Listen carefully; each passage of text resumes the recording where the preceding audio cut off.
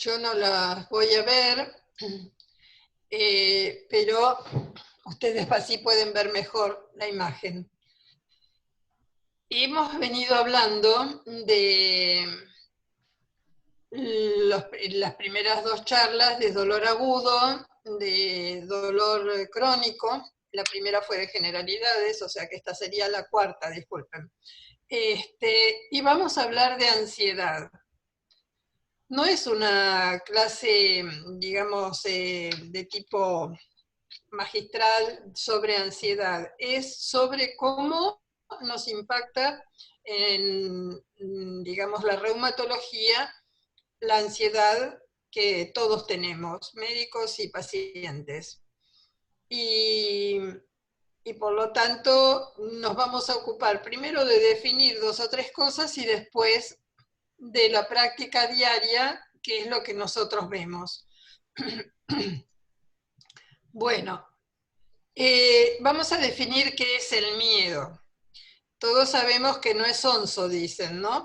Y todos hemos tenido miedo, sobre todo en la infancia, ¿no? O sea, es un sentimiento que nos alerta que algo está por pasar, está pasando, y bueno, nos sirve para la supervivencia, es bueno.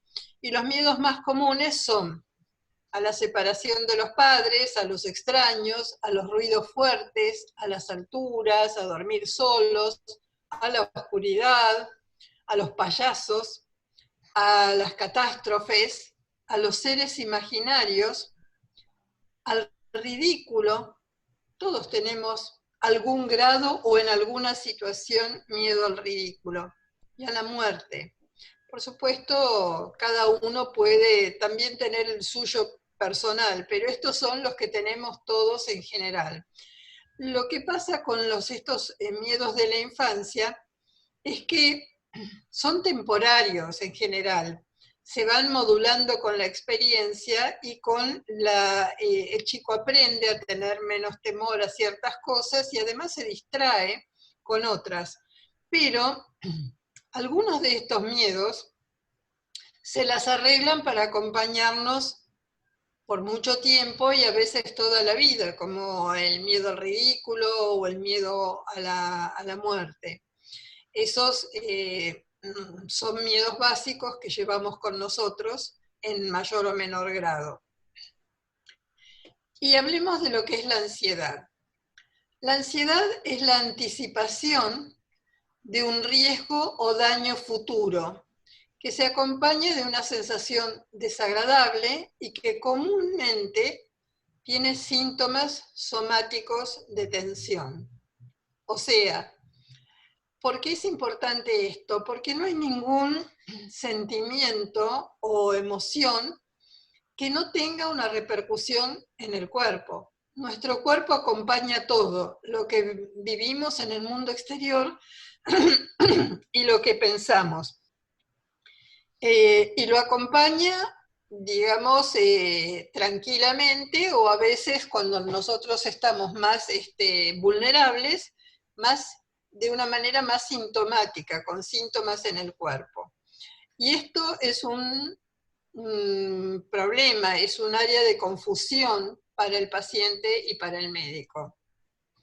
Sabemos que la ansiedad es universal. ¿Quién no tuvo ansiedad ante tener que dar un examen, ante una entrevista de trabajo, ante un encuentro? Pero esa ansiedad nos permite planificar, organizarnos, ensayar, ver cómo vamos a hacer para sentirnos más seguros, y pasa. Y eso es normal. Ahora, cuando deja de ser razonable y tenemos miedo a ansiedad por muchas cosas, o estamos constantemente con esa sensación, eso nos transforma va aumentando cada vez más nuestra vulnerabilidad, nos transforma en muy vulnerables, puede llegar a dominarnos o a limitarnos. A veces aparece sin avisar, de golpe, con un montón de síntomas físicos, y eso es lo que se conoce como crisis de pánico. Como todas las cosas en la vida, Un poco de ansiedad está bien, un mucho de ansiedad perjudica.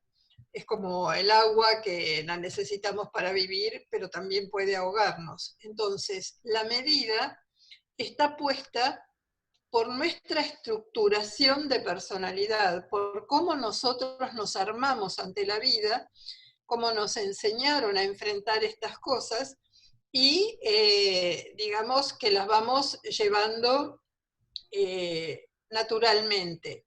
Lo que sucede es que, como veníamos viendo, la vida moderna nos pone en tantas cosas al mismo tiempo, que es como la computadora. Cuanto más ventanas tenemos abiertas, más inestable es el sistema y puede caerse, como se colgó la computadora. Bueno, a nosotros nos pasa lo mismo.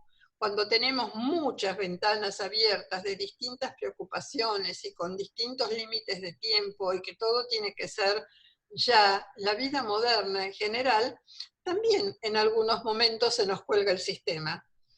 Y eso hay que evitarlo. Fundamentalmente, el autoconocimiento nos sirve para decir, bueno, ya estoy haciendo muchas cosas, mejor que no tome otra más, que no diga que sí otra vez a otra cosa, porque se me va a colgar el sistema, o corro el riesgo por lo menos.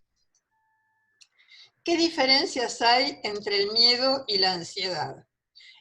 Acá este profesional, Tomás Elorriaga, hizo un cuadro que me pareció muy interesante. Ustedes saben que yo tomo mucho de internet para hacer las charlas por una cuestión de tiempo y porque además me parece que el conocimiento difundido nos hace bien a todos.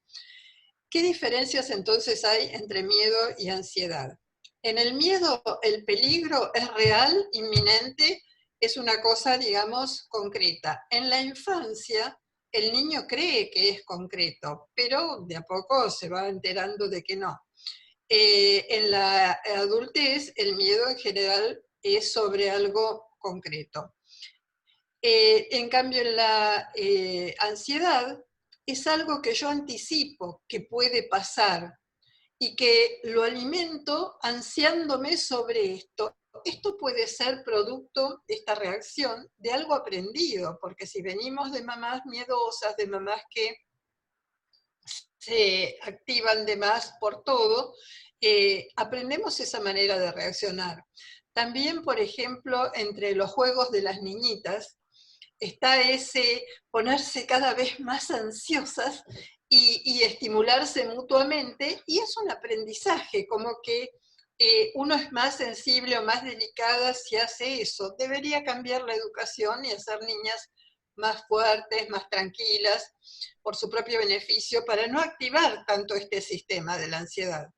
El foco del miedo está en el mundo exterior, en cambio el foco de la ansiedad está en el mundo interior, en mis propias ideas, en mis propias creencias, en cómo yo me siento ante una situación.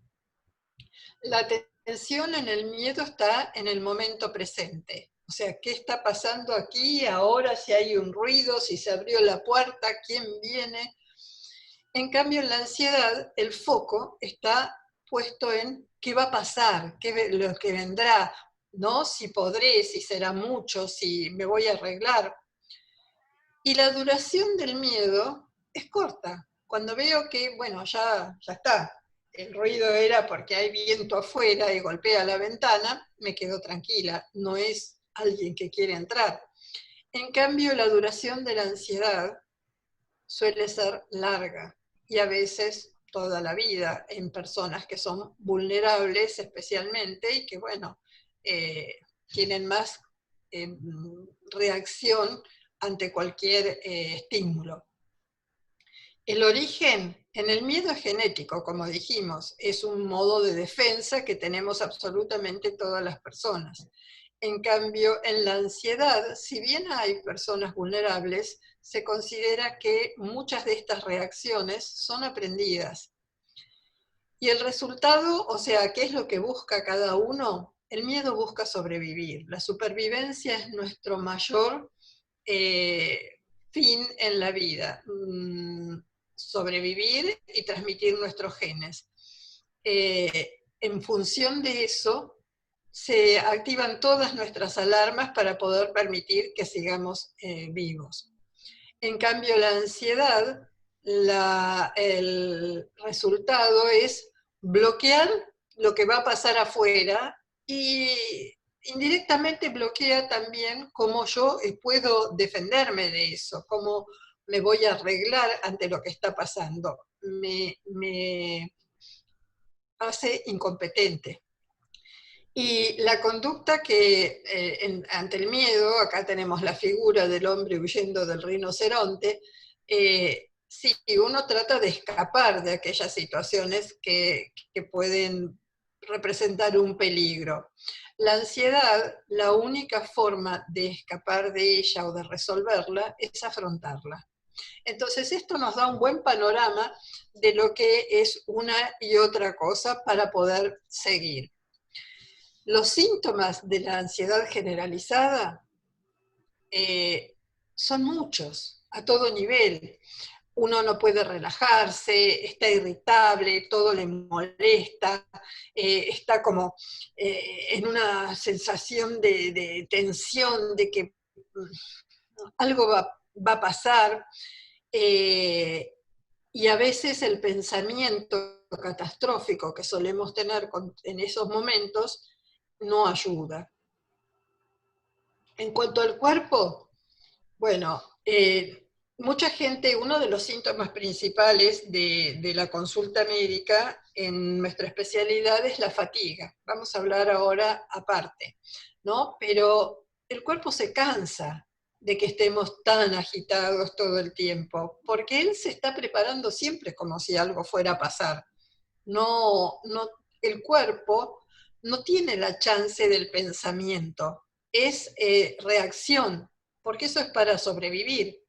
Entonces, imagínense con todo lo que uno piensa en el día y el cuerpo va y viene, y al final no llega nunca a descansar, que otra vez está activado por otra situación que estoy pensando nada más. Eso genera tensión y dolor muscular, lo cual es un tema de confusión para el paciente y para el médico también.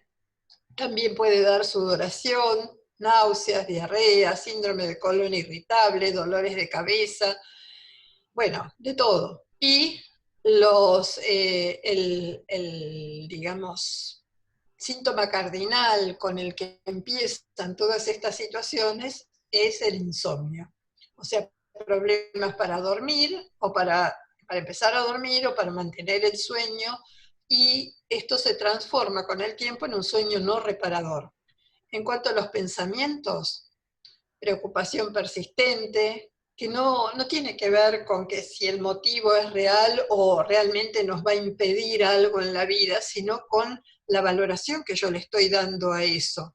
Como dice el refrán, no es lo que nos pasa, sino lo que hacemos con lo que nos pasa. A veces no tenemos habilidad para dejar los problemas de lado, ¿no? O sea, no lo hemos aprendido, pero otras veces estamos tan sobrepasados que una gota de una situación mínima más desencadena toda una gran reacción, y a veces los demás no comprenden que nos pase eso. Bueno, se presenta ahí un problema serio. Incapacidad de relajarse, pensamientos muy dirigidos a una sola cosa, a veces obsesivos, dificultad para concentrarse. Y ahí es donde uno dice, bueno, la mayoría de los pacientes vienen con dificultad para concentrarse.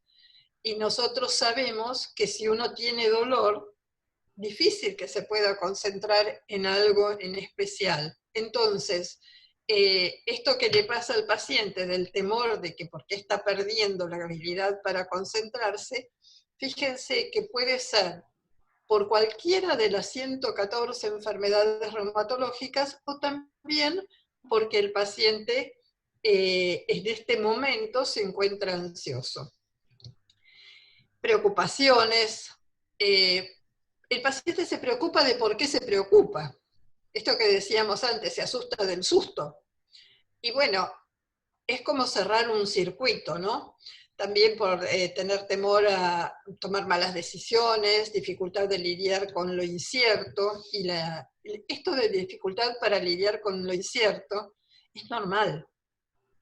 Nadie sabe cómo va a ser su propio futuro, cercano, mediano, largo, y bueno, uno tiene cierta preocupación para lidiar con esto. Y hay herramientas que se aprenden para poder manejarse. Una pequeñita que vamos a ver ahora es, señoras y señores míos, que están aquí presentes. La mejor herramienta que ustedes tienen es darse cuenta que están aquí presentes. O sea, de alguna manera llegué. Yo tuve la habilidad mínima, vital y móvil como para llegar a este momento y estar escuchando esta charla o estar dando esta charla. Y eso es mi mayor herramienta de confianza. Si hasta ahora pude, de a poquito, ya me voy a arriesgar para seguir adelante. Pero esto me lo tengo que decir a mí mismo todas las veces que sea necesario y no dejar que se desate el rulo de ponerme ansiosa, porque me cuesta casi lo mismo que pensar que voy a poder. Es cuestión de desarrollar habilidades. Ahora, también quiero que todo el mundo se sienta comprendido. Depende de la cantidad de cosas que esté afrontando. Y por ahí son muchas y sobrepasan mi capacidad. Y también es normal, pero lo único que puedo hacer es darme cuenta que es mucho para mí y poder parar. El comportamiento en las personas con ansiedad se vuelve asustadizo y constantemente quieren saber cómo va a ser el futuro. Y a todos nos gustaría, pero nadie sabe. Y hay que aprender a vivir con esto fundamentalmente. Hay muchos tipos de ansiedad. No vamos a entrar en detalles, no es nuestra, no vamos a hacer un estudio sobre la ansiedad, pero sí saber que hay distintos tipos, que ansiedad por salir, ansiedad por quedarse adentro, y lo llamamos agorafobia, o lo llamamos claustrofobia, o trastorno de ansiedad generalizada, cuando todo me da ansiedad. Y bueno, ese, digamos, ya resorte de los especialistas. ¿Cuándo la ansiedad se vuelve patológica? Esto es importante que cada uno lo piense y haga su propio examen de realidad.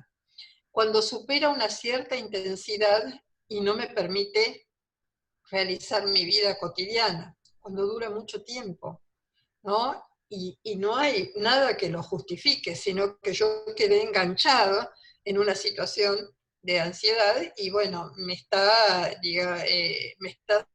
socavando la capacidad de afrontamiento. Si me produce malestares en el plano físico, psicológico, conductual, o sea, si me empiezo a pelear de más con los demás, o si me preocupo mucho por las cosas, o si empiezo a tener un síntoma, tengo que pensar si no puede ser esto.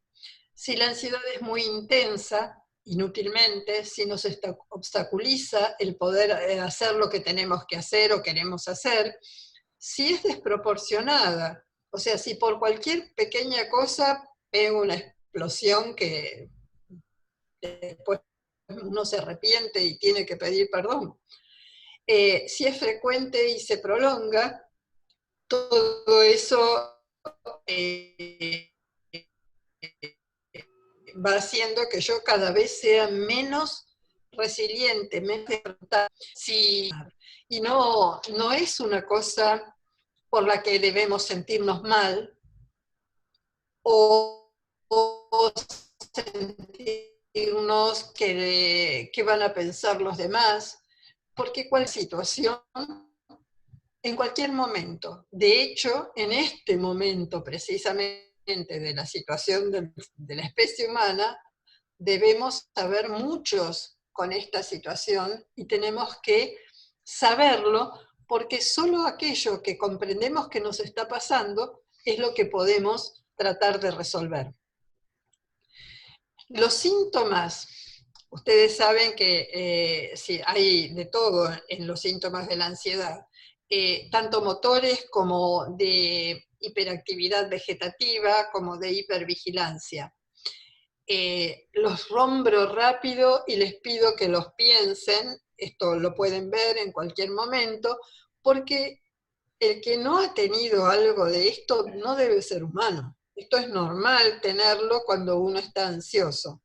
Temblor, contracciones, sensación de agitación, tensión muscular, inquietud, fatigabilidad fácil. En cuanto a la hiperactividad vegetativa, dificultad para respirar, ay, me ahogo, no me entra el aire, sensación de ahogo, palpitaciones, taquicardia, sudoración, manos frías y húmedas, casi que cuando uno le da la mano al otro ya está haciendo diagnóstico, ¿no? Boca seca, mareo, sensación de inestabilidad, molestias abdominales, náuseas, diarrea, sofoco, escalofrío, micción frecuente, dificultad para deglutir, nudo en la garganta, insomnio. Uf, ¿quién no tuvo esto? ¿Y quién no tuvo mucho de esto junto? El asunto no es que soy, digamos, que no puedo resolverlo, es que tengo que saber que también puede ser cualquiera de estos síntomas, por muchas cosas, pero también por ansiedad. Hipervigilancia, siento que va a suceder algo, respuesta de alarma exagerada, dificultad para concentrarse o mente en blanco. Esta es una de las quejas más habituales que tienen los pacientes en cuanto a su desenvolvimiento diario. Dificultad para conciliar el sueño, irritabilidad. Lo que quiero que quede grabado es que todos estos síntomas son reales y también son tratables. Pero ¿cómo vamos a hacer? Fíjense.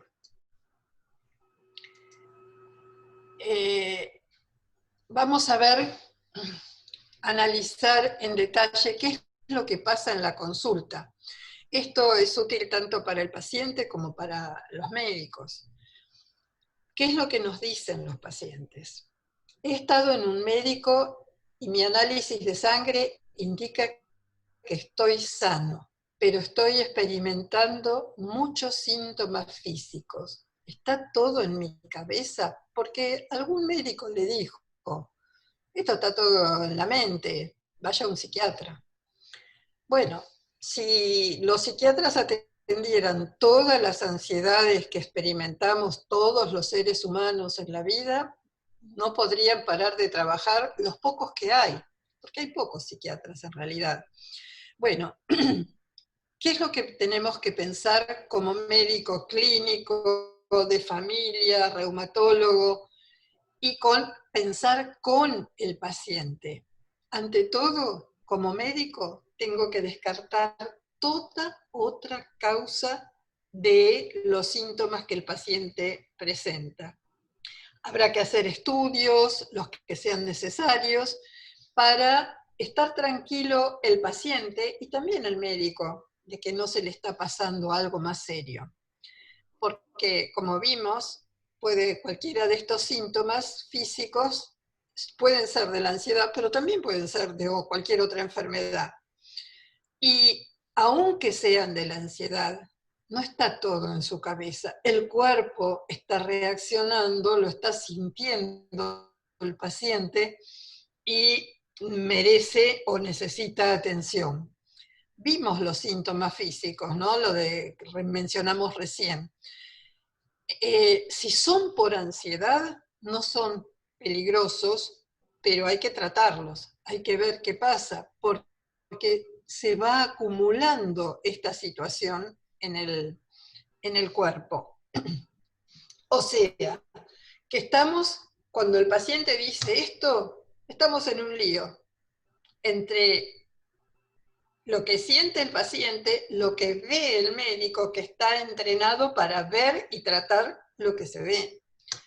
Pero podemos aprender a verlo juntos. ¿Y cómo?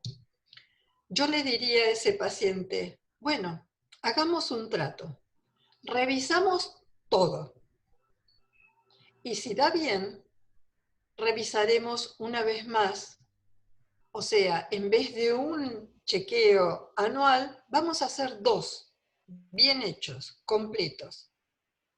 Pero mientras, como ahora no encontramos nada tremendo, serio, bueno, mientras usted se va a comprometer a tratar de mejorar sus hábitos y ver si tratando la ansiedad, que es lo que hasta ahora puede ser, usted mejora.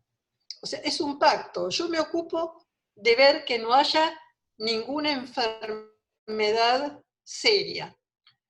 Y dentro de 6 meses yo le prometo que me voy a volver a ocupar de eso. Pero mientras tanto, por su propio bien, usted trate de ocuparse, de ver si, fijándonos en la ansiedad, usted no logra mejorar un poco. Eso nos va a ayudar y va a resolver esta cuestión entre usted y yo. Otra pregunta del paciente es, ¿puede la ansiedad ser la causa principal de una enfermedad física diagnosticable o solo puede contribuir a la gravedad? Esto lo oímos muy frecuentemente. Y supongamos que tenemos una enfermedad de vesícula biliar con reflujo gastroesofágico. Si yo le pregunto esto a un médico, clínico, lo que sea, me va a decir que los factores estresantes contribuyen mínimamente a este problema. Pero si yo le pregunto a un psiquiatra o a un terapeuta, me va a decir que la ansiedad es la causa de estos diagnósticos. Y ustedes comprenderán que es muy conocido eso de que cada muestrito con su librito y que cada cual tiene un punto de vista diferente. Y como sabemos y vimos hasta ahora, la ansiedad es el gran simulador porque puede parecer muchas otras enfermedades, pero es tratable. Y entonces, la conclusión que nosotros tenemos es que en el reflujo gastroesofágico se produce mucha influencia de las situaciones de estrés de la persona. Pero una vesícula biliar enferma con cálculos se ve poco afectada por el estrés y precisa otro tratamiento. Entonces, ver las dos partes puede ayudarnos en un todo a estar mejor, el paciente a sentirse mejor y el médico también a estar más tranquilo. O sea, distintos puntos de vista, distintas opiniones, pero podemos usar ambas en favor del paciente. Si el paciente soy yo, trato de ver, de tomar todas las cosas que puedan beneficiarme para estar mejor. Otra de las preguntas ¿es posible que alguien tenga ataques de ansiedad o pánico debido a algo que sucedió de niño? O sea, estas niñeces de todos nosotros han sido, parece, bastante conflictivas y le echamos la culpa de todo. Sin embargo, los desencadenantes de la ansiedad pueden ser, sí, un evento recordado. También un evento que no sé, pero a mí me parece que me pasó. O algo que me olvidé que pasó, pero que quedó allí y de alguna manera me está trabajando por dentro y me hace propenso a la ansiedad. Cualquiera de ellas se puede tratar, pero nosotros en reumatología tenemos pacientes que si vamos a buscar el método por el cual se hace la regresión y la infancia para buscar la causa, como son pacientes son muy, algunos de riesgo o sea, por ejemplo, un paciente con lupus o con artritis reumatoidea, que responden con el cuerpo, en ese camino de regresión, corremos el riesgo de que el cuerpo se nos ponga bastante sintomático y no es conveniente, ni para el paciente ni para el sistema médico. Por suerte hoy podemos ayudarlo al paciente a fortalecerse para poder afrontar lo que le está pasando y después ver si él querrá hacer, digamos, ese otro trabajo. Eso ya queda por su cuenta, es una posibilidad, pero nosotros en este momento necesitamos fortalecerlo para que pueda afrontar lo que le está pasando ahora sin un mayor riesgo biológico. Porque cuando hay dolor, precisamos disminuirlo cuanto antes, porque la huella que va dejando el dolor y el malestar físico es mucho peor que la medicación o que el tratamiento que le podamos ofrecer en este momento. Otra pregunta que nos hacen es, y más que pregunta, nos dicen, si esto puede desaparecer la ansiedad o el pánico sin medicación. Bueno, tenemos que saber que en la ansiedad hay un desequilibrio químico que se produjo en el cerebro, que es algo en el cual, como dice la telenovela, y se hizo carne en ella el conflicto. Bueno, se hizo carne en la alteración de los neurotransmisores y de todo lo que el cuerpo va procesando para afrontar esta ansiedad que estamos teniendo mayor de la habitual. En algunas personas se puede intentar un tratamiento que no lleve medicación si su cuadro clínico lo permite. Y cuando lo hacemos, le explicamos al paciente que vamos a enseñarle una serie de técnicas para manejar su ansiedad, para manejar el estrés percibido y para manejar sus síntomas clínicos, pero que esto no indica que con eso ya está, alcanza. Que ni bien él vuelva a sobrepasarse, volverá a tener los síntomas, porque este es un camino aprendido. Y en algún lado queda el aprendizaje. Y que cuando se vuelva a sentir en estado de alarma, el organismo va a volver a tener síntomas. También le enseñamos que él aprendió estas técnicas, que si logra tranquilizarse y volver a aplicarlas, va a poder a lo mejor manejar mejor la situación. Reanudar un estilo de vida normal, en general funciona muy bien. Lo que nosotros sabemos es que con el tratamiento, que puede ser medicamentos, y nosotros aplicamos terapia cognitivo-conductual para enseñar todo esto al paciente, muchas personas, en alrededor de un 60-70%, dejan de sufrir tanta ansiedad y o ataques de pánico en 8 o 10 semanas, que es lo que a nosotros nos importa, ¿no? Porque mientras hacemos el tratamiento de un dolor como el de la fibromialgia o de la artritis reumatoidea o del lupus, también queremos que el paciente aprenda cómo manejar su ansiedad, porque esto mejora hasta en un 40% el tratamiento de las enfermedades reumáticas. Y es un gran punto a tener en cuenta. Otra pregunta es, tengo problemas para encontrar un medicamento para la ansiedad que no me cause sudoración importante, disminución del deseo sexual, incapacidad para llegar al orgasmo, náuseas y aturdimiento. ¿Cómo puedo encontrar el medicamento correcto que no cause efectos secundarios importantes? En realidad lo que nos dice el paciente es que no quiere medicamentos porque le causan estos problemas. Bueno, sí, un medicamento no es parte de nosotros mismos, va a tener alguna consecuencia, pero no necesariamente todo esto que vemos acá, y según la dosis puede ser que logremos un punto en que no tenga estos efectos. Lo que es importante que el paciente sepa es que encontrar el medicamento adecuado para un individuo es un gran desafío, tanto para el médico como para el paciente, pero que la única manera de hacerlo es trabajando juntos. Acá dice, no existe una mejor medicina para un individuo.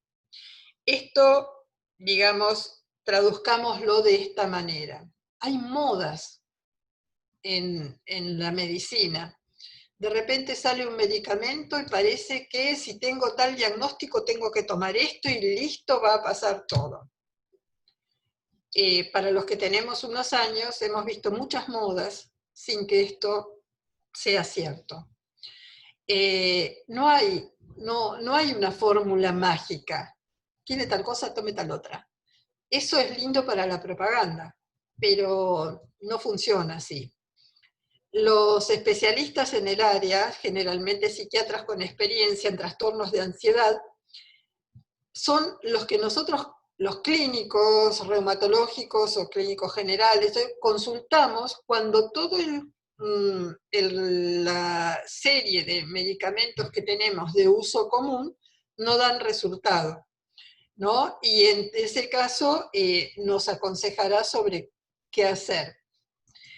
Lo que sabemos y podemos decirle al paciente como respuesta es que lograr el medicamento adecuado es un trabajo conjunto entre el médico y el paciente de prueba y error. En la medida que una persona toma una medicación, el médico entrenado sabe qué receptores están siendo estimulados y si no dan respuesta a esos receptores, pues probaremos otra medicación que trabaja en otro lado de toda la cosmogonía del organismo. Entonces, encontrar un medicamento que brinde un equilibrio aceptable entre el beneficio y los efectos secundarios es un trabajo que a lo mejor lleva tiempo y que debe ser hecho entre el médico y el paciente.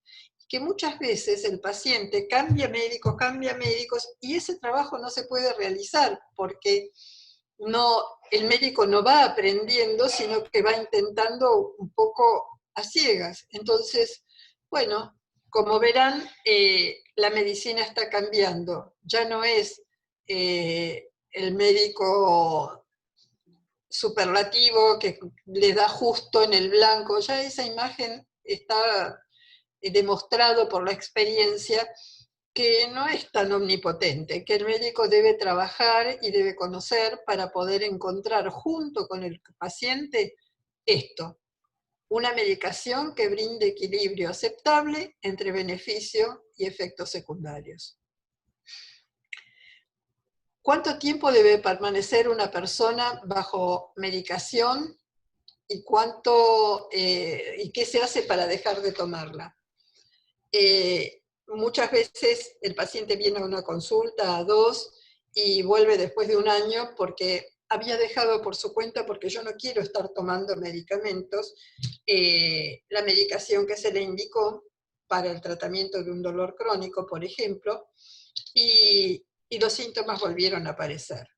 Lo importante es que los medicamentos para la ansiedad deben ser administrados al menos por un año.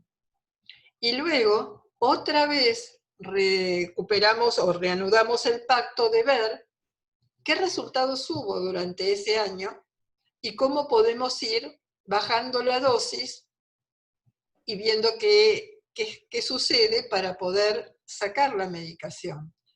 Es cuestión de paciencia, pero como vinimos viendo, un paciente ansioso tiene poca paciencia. Entonces, si no hay un buen vínculo con el médico y no hay una charla sobre todo esto, va a ser difícil que pueda realizarse el trabajo necesario porque requiere bastante tiempo.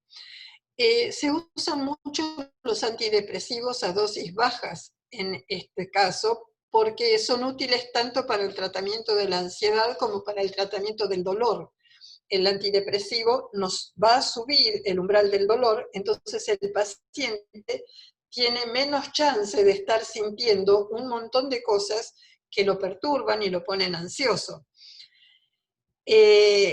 Funcionan bien en general y como dije a dosis bajas, pero necesitan tiempo. Entonces, no conviene suspenderlos rápidamente, hay que dejarlos que actúan permitiendo que el cerebro vaya formando nuevos canales o nuevas vías de transmisión de estímulos que no sean la constante del dolor. Y bueno, además, no es posible creer que si uno toma una medicación para el dolor y la ansiedad, no haga nada.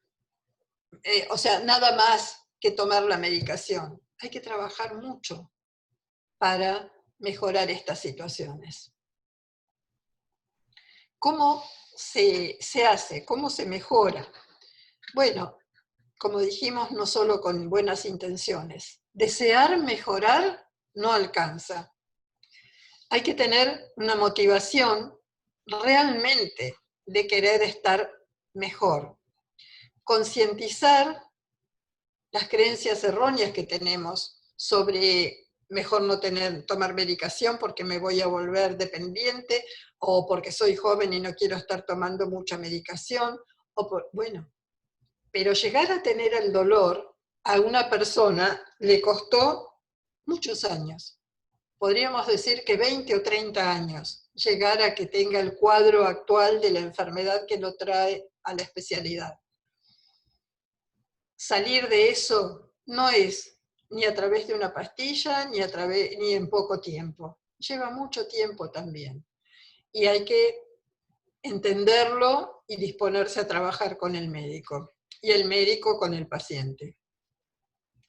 Forzar el cambio, o sea, intentar cambiar, cuando uno dice la palabra forzar, la gente se siente mal porque quiere que todo sea fácil y no tener más problemas. Sí, pero si no hay una decisión y una constancia de vencer esas creencias y esas cosas que no me hacen bien porque me agotan, porque me producen dolor, no en forma, o sea, tengo que hacer este trabajo en forma constante, la medicación sola no va a lograr cambios. Tratar de ser único. Yo voy a poder. Yo lo voy a intentar con toda mi alma y algo voy a conseguir. Esas pequeñas cositas de todos los días que nosotros decimos a los pacientes, pudo hacer tal cosa, bueno, póngase la medallita como los militares que van al desfile, usted hágase cargo de que está haciendo algo y que eso es meritorio. Dese el reconocimiento para poder seguir haciendo nuevos esfuerzos y cumplir con nuevas metas. Eso no quita que nosotros seamos constantes y tesoneros, que debamos evitar todo lo que nos produce estrés o lo que nos hace estar activados, con ambiente relajado, con una mente tranquila, con un replanteamiento de mis objetivos. Muchos de los objetivos que digo tener están puestos por una sociedad que, bueno, aprovecha de esos objetivos supuestos como tener una casa así o asá, o un auto de tal marca, o tal ropa. Pero si mi cuerpo no aguanta el esfuerzo de pagar el precio por todo eso, mi objetivo tiene que ser yo mismo. Y mirarme al espejo y quererme como soy yo, con lo que yo puedo. Y entonces replantearme mis objetivos y ser feliz con mi esfuerzo, porque yo solo sé lo que a mí me ha costado. Tratar de hacer cambios que yo pueda disfrutar, que me pongan contento, no cambios que me impongan desde afuera, ni la sociedad, ni otras personas. Porque tenés que estar bien. Sí, pero yo, para estar bien, necesito ser mí mismo. No puedo estar bien en el lugar indicado por los demás. Y reconocer quién soy y cómo manejarme con mí mismo, es un flor de trabajo que tenemos que hacer a la par del tratamiento de una artritis reumatoidea, de un lupus, de una fibromialgia, de lo que sea. Porque no somos culpables de haber enfermado, pero sí somos responsables de cómo queremos vivir después de eso. Valorar lo que tenemos en el momento, en nuestra realidad, es mejor que estar siempre atrás de un ideal que nos demanda más de lo que podemos.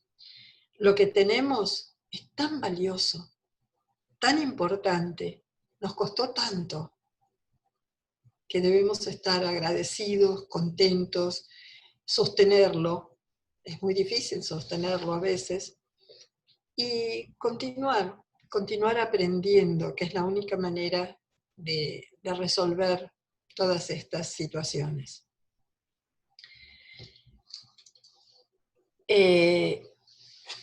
Esto es el mensaje y la importancia de por qué en reumatología estamos viendo la ansiedad. Porque la ansiedad genera dolor. Porque muchas veces cuando el paciente se sienta delante nuestro, estamos entrenados para buscar el dolor biológico.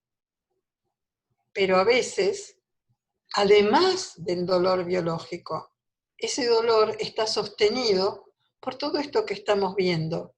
Y si no lo tenemos en cuenta, el resultado de cualquier tratamiento que se indique va a tener menos probabilidad de éxito que si lo tenemos en cuenta. Y la persona, esto que estamos hablando, lo sabe. Y cuando sabe y siente que al médico le preocupa, se crea un vínculo que hace que esa mirada del médico sea una mirada constructiva que funcione a la par de la medicación, por la cual el paciente se sienta más motivado para hacer todo lo que a él le cuesta trabajo hacer, porque si no le costara trabajo lo hubiera hecho y no estaría acá. Entonces, este es un trabajo conjunto para el paciente, pero también para el médico. Están cambiando los paradigmas. Ya no es, tiene tal cosa, tome esto. Ahora es, bueno, comprometámonos. Quiero decirles que los médicos no tienen tiempo a veces de hacer esto si trabajan en una institución médica, pero que también les gustaría, y bueno, hay que buscar el punto medio en que paciente y médico puedan hacer el trabajo necesario para mejorar la salud. Bueno, buenos días y piensen, esto se va a poner en internet y nos encontramos de nuevo el miércoles que viene para seguir viendo dolor. Gracias y sigue ahora Sonia. Gracias, doctora.